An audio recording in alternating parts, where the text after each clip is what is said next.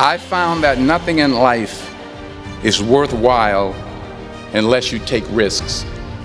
Nothing. Nelson Mandela said, "There is no passion to be found playing small and settling for a life that's less than the one you're capable of living."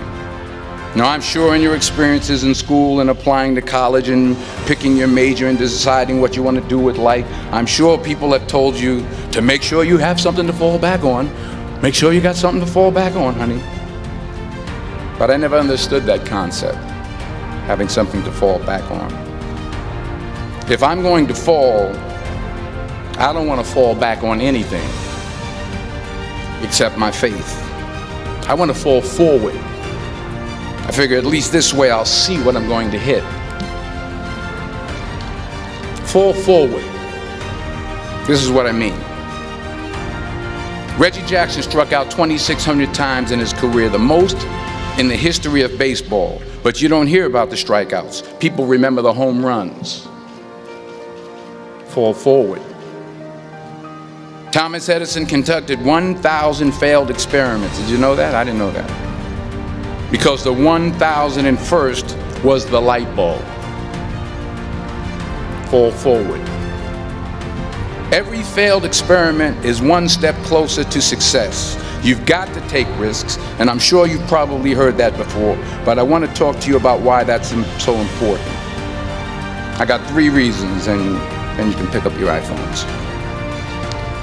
First, you will fail at some point in your life. Accept it. You will lose. You will embarrass yourself. You will suck at something. There's no doubt about it. And I know that's probably not a traditional message for a graduation ceremony, but hey, I'm telling you, embrace it, because it's inevitable. And I should know. In the acting business, you fail all the time. Early on in my career, I auditioned for a part in a Broadway musical. Perfect role for me, I thought, except for the fact that I can't sing. So I'm in the wings, I'm about to go on stage, but the guy in front of me, he's singing like Pavarotti. He's just, and he's just going on and on and on, and I'm just shrinking. I'm getting smaller and smaller. So they say, "Oh, thank you very much, and you'll be hearing from us." So I come out with my little sheet music, and it was Just My Imagination by the Temptations. That's what I came up with.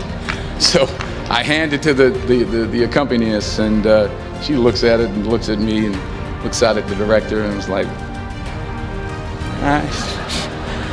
So I start, I'm gonna sing. I'm like, "It's just my imagination once again, and then coming away with me." And they're not saying anything, so I'm thinking I'm getting better. So I start getting into it. It was just my running. This, thank you very much, Mr. Washington. Thank you. So I assumed I didn't get the job. But the next part of the audition, he called me back. The next part of the audition is the acting part of the audition. Now I'm like, hey, okay, maybe I can't sing, but I know I can act. So they pair me with this guy, and again, I didn't know about musical theater. And musical theater is big, so they can reach everyone all the way in the back of the stadium. And I'm more from a realistic, naturalistic kind of acting where you actually talk to the person next to you. So I don't know what my line was. My line was, "Well, hand me the cup." And his line was, "Well, I will hand you the cup, my dear. The cup will be there to be handed to you." I said, "Oh, okay."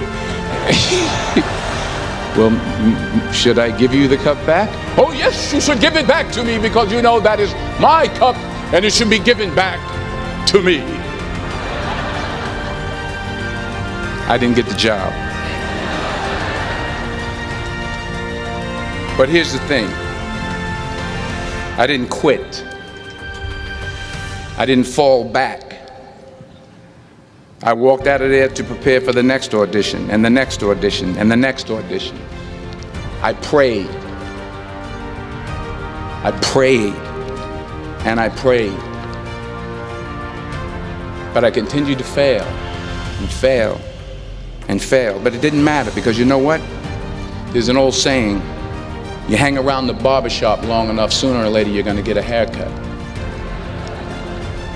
So you will catch a break, and I did catch a break. Last year, I did a play called Fences on Broadway. Someone talked about it. Won the Tony Award. And I didn't have to sing, by the way. But here's the kicker. It was at the Court Theater. It was at the same theater that I failed that first audition 30 years prior. If you don't fail, you're not even trying. I'll say it again. If you don't fail, you're not even trying. My wife told me this great expression. To get something you never had, you have to do something you never did. Les Brown's a motivational speaker. He made an analogy about this. He says, imagine you're on your deathbed, and standing around your deathbed are the ghosts representing your unfulfilled potential. The ghost of the ideas you never acted on. The ghost of the talents you didn't use. And they're standing around your bed, angry, disappointed, and upset. They say, we came to you because you could have brought us to life, they say. And now we have to go to the grave together. So I ask you today, how many ghosts are going to be around your bed when your time comes? And I can't think of a better message as we send you off today. To not only take risks, but to be open to life, to accept new views, and to be open to new opinions. Because the chances you take, the people you meet, the people you love, the faith that you have, that's what's going to define you.